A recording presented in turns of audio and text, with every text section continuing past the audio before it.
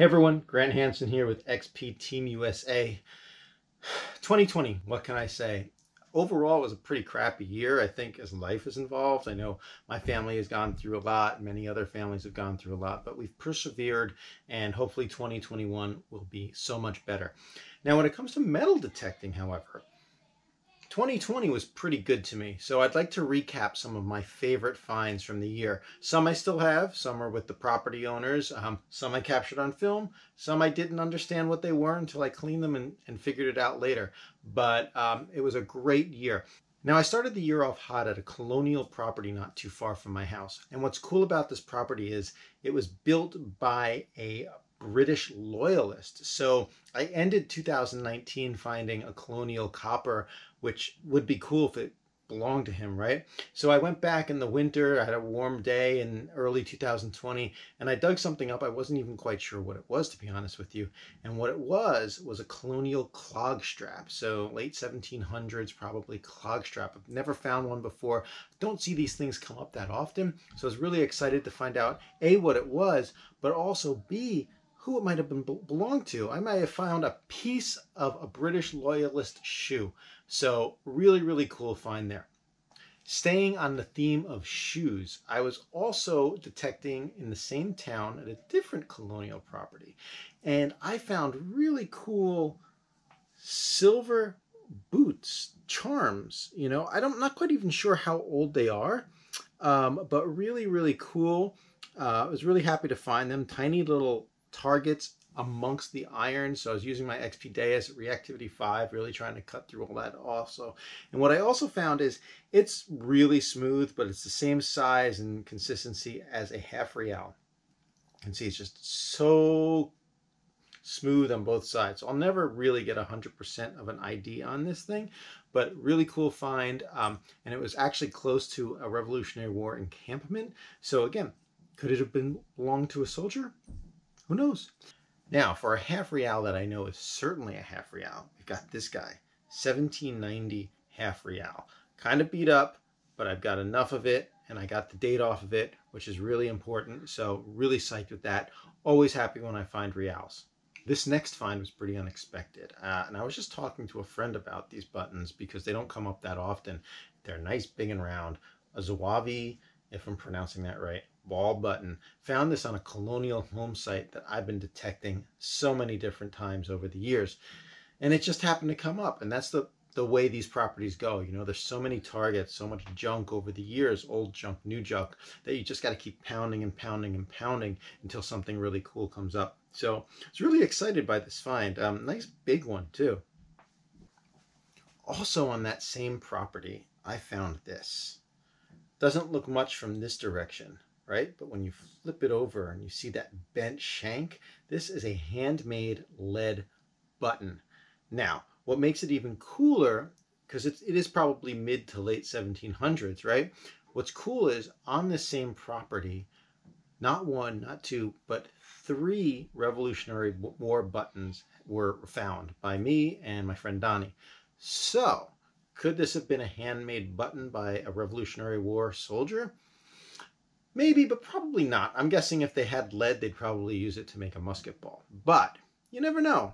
Anyway, super duper cool. Now, I don't have the opportunity to find shoe buckles that often, but when this one came up, I was pretty excited. Nice and ornate on the front, flat on the back, not curved. It's missing some pieces to it, but really beautiful buckle. Dates to the early 1700s. So this was something I was really excited to find. Really beautiful. It's a shame it's not still intact, but considering it survived all these years, I'd say that's pretty good. This next of my best finds of 2020 was certainly a surprise. It was really deep.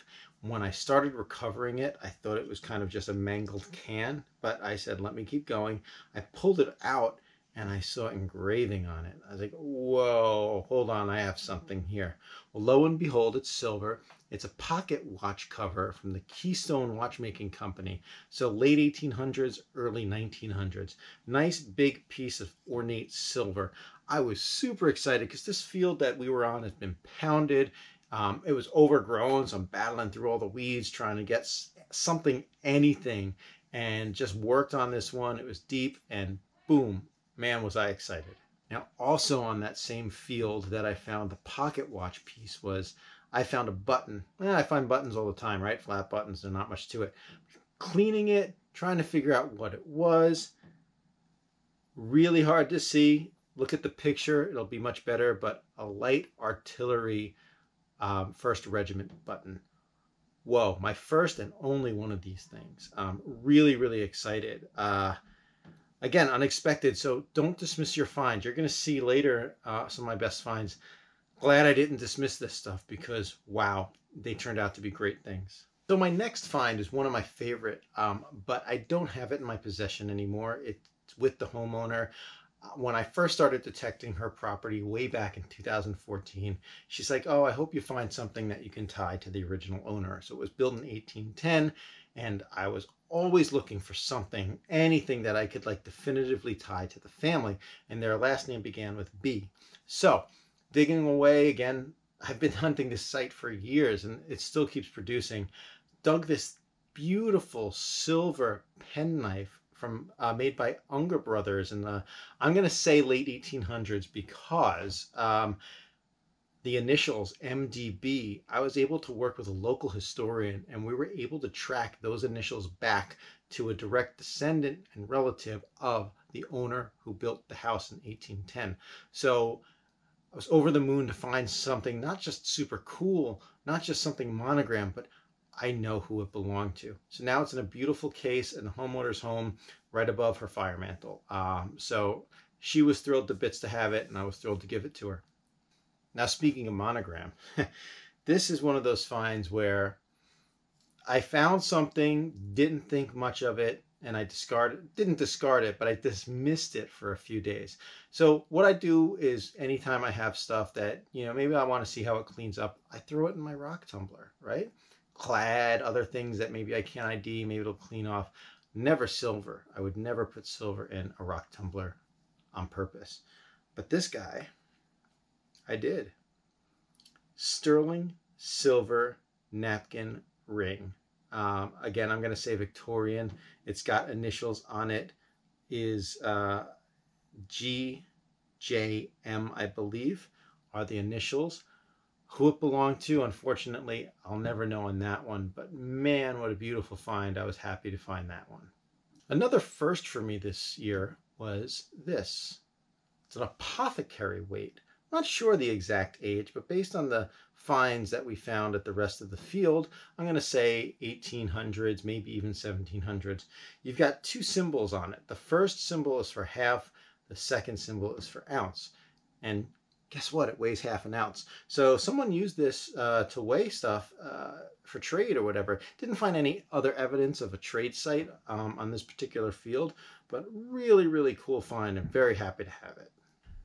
This other cool find normally wouldn't make it into a top 10 for 2020 because it's simply a King George III copper penny. We find plenty of them where I come from. But going back to the provenance of the property, where I found a button that I'll tell you about, and my friend found 2 Continental Army buttons. This dates to the period of the Revolutionary War. So could it have belonged to a Revolutionary War soldier?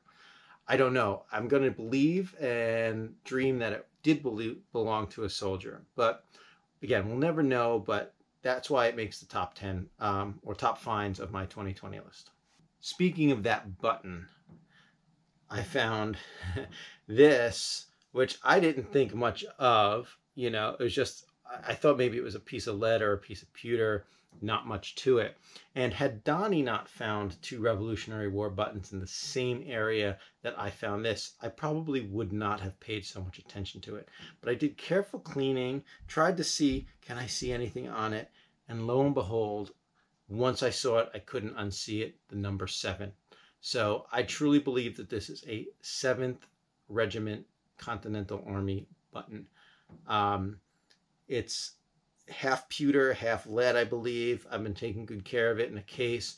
Really excited. It's my first and only Rev War button, so definitely a top find for me in 2020. All right, now to close it out with my last final best find of 2020. Let me just say I have never found gold before, ever. Yeah, I don't look for it. I'm usually on colonial home sites or old farm field, not out there looking for gold on the beach or in the rivers, although I want to, because that's a good place to be. But just searching farm field, I found a mangled piece of metal. Didn't think much of it, just threw it in my pouch and called it a day, because I've been finding plenty of lead and aluminum. So I got it home, I was emptying my pouch, and I said, wow, this thing actually feels pretty heavy, heavier than what it normally would be.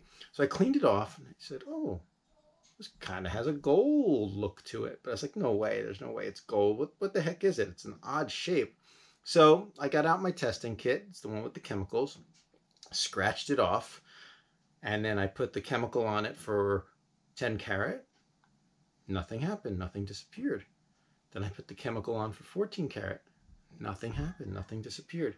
Then I put the chemical for 18 carat, and then the line disappeared. So that's how you test it, knowing that it's not 18 carat because it was dissolved, but it is 14 carat. So when you weigh this guy, almost a full ounce, 0.94 ounce of full 14 karat gold. Had I known what it was when I found it, I probably would have done the obligatory gold dance, especially since it was my first gold find. Well, anyway, I hope you enjoyed this recap, and I hope it really proves to you never to throw anything out until you're absolutely certain it's trash. Because again, this gold, this silver, it was just encrusted in dirt. I just thought it was just a regular old brass napkin ring. Shocked when it came out of the tumbler looking so beautiful like this. And then I saw the stamped sterling on the inside. So anyway, Happy New Year. Good luck in 2020. I wish you good finds, good health, and normalcy. Let's get there together, okay?